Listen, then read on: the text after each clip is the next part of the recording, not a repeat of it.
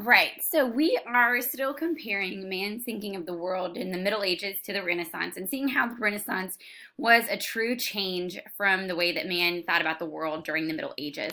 So today we're going to look specifically at art, and we're going to look at Middle Ages art first, and then we're going to compare it to the Renaissance. So this is a Middle Ages piece of art. You can tell that it's Middle Ages for a couple of reasons. The first one being that this is a religious painting. So let's kind of break down who we are seeing in this painting. Because at first glance, it just kind of looks like a whole bunch of people like staring at this woman in the middle, but it truly is a religious painting. And the reason we can tell that is by this golden loop around the baby's head. And you can kind of see the people around him also have these same golden loops. So what we can infer from that is that these are angels, and this is the baby Jesus, which would make this Mother Mary. You also have two men up in the top who, if I had to take a guess at who those were, I would say that they maybe be Abraham or Moses, some sort of disciples from the Bible, because they are men. I wouldn't guess that they'd be Jesus or God. I would rather maybe decide that they'd be those disciples that kind of have that human face to them. You can also see in this picture that this is a two-dimensional picture, right? It has some shade work that especially you can see here in Mary's chin.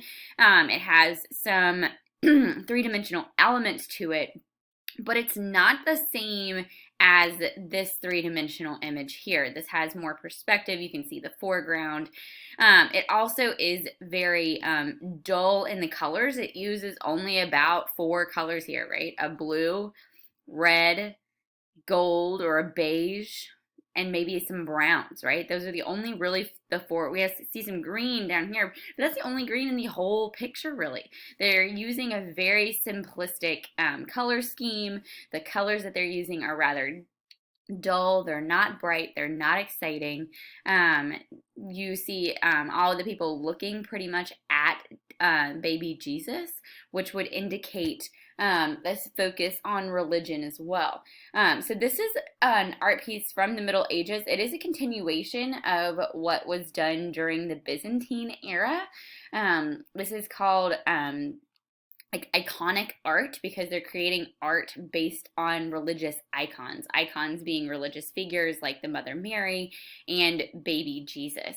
So the main character that is in this picture is obviously Jesus. That is the main focus being held by the Mother Mary here. Okay.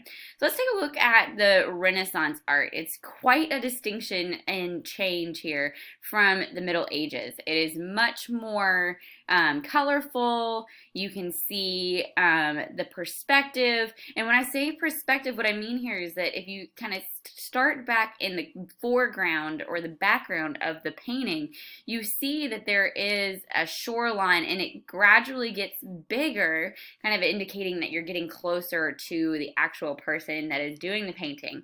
The other thing that we see here is that this is this kind of shows the continuation of those Greek and Roman traditions. Remember, the Greeks and Romans were obsessed with the human anatomy and really focusing on making sure that the pictures and the sculptures that they were making were realistic and they showed the true human body. So we can see the definition here in her stomach and his, you can kind of see the ribs coming in his abdomen here. This picture is a really important religious piece from the Renaissance because it kind of represents 2 different things here. On the one side, you have these angels, which we can kind of see their wings coming off the back here, looking to this woman. And on this side, you have another woman here coming with some sort of blanket to try to cover her up, right? And you can see kind of, it looks almost as if this guy is blowing that away, which would indicate here this analysis, if we're going to be like super into this analysis piece, that there is this aspect of the Middle Ages that was trying to cover up this type of beauty, but that in order to take our true form, in order to take the true form of the Renaissance, that nakedness, that purity, focusing on the human anatomy, really focusing on the human achievement, you would need to uncover that, as is kind of described by this covering here, right? You also see here a lot of color being used. You have multiple colors: blues, pinks, reds, oranges, greens, browns, blacks. I mean, there's so much more color in this image than there is in the previous one. It's also a lot more realistic. These actually could be real people. And so that kind of idealism is seen in this as well. She's also standing on a big shell in an ocean, which is a lot more idealistic than the previous painting that we looked at with Jesus and the Mother Mary.